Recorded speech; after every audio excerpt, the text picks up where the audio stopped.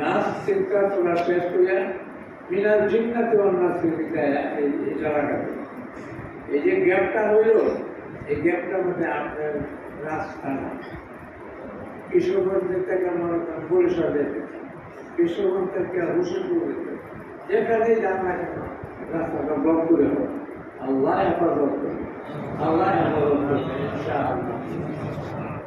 আচ্ছা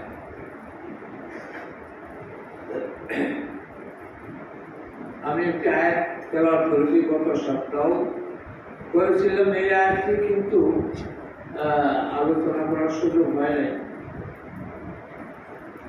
ইয়া আইয়ুহাল্লাযীনা আমানুত্তাকুল্লাহ হাক্কা তুকাতিহি ওয়া লা তামুতুন্না ইল্লা ওয়া আনতুম মুসলিমুন।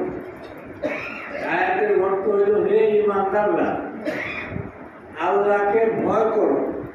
ঈমানদাররা তো আল্লাহকে ভয় করছে, এরপরে আল্লাহ রাব্বুল আলামিন ঈমানদারদেরকে সম্বোধন করে বলতেছে, ইয়া আইয়ুহাল্লাযীনা আমানু ইত্তাকুল্লাহ, আল্লাহকে ভয় করো, হাক্কা তুকাতিহি, যেমনটি আল্লাহকে ভয় করা উচিত। আল্লাহকে ডরাই, গুনাহ করতে মানে আল্লাহকে ডরাই, নাফরমানির মধ্যে লিপ্ত। আল্লাহ তাআলা বলেন ঈমানদারদেরকে আল্লাহকে ভয় করো যেমনটি আল্লাহকে ভয় করা উচিত। আল্লাহকে ভয় করলাম আবার আল্লাহর নাফরমানিও করি, বাবারে মানি আবার বাবার কথা শুনি না, এটা কি মানা হলো?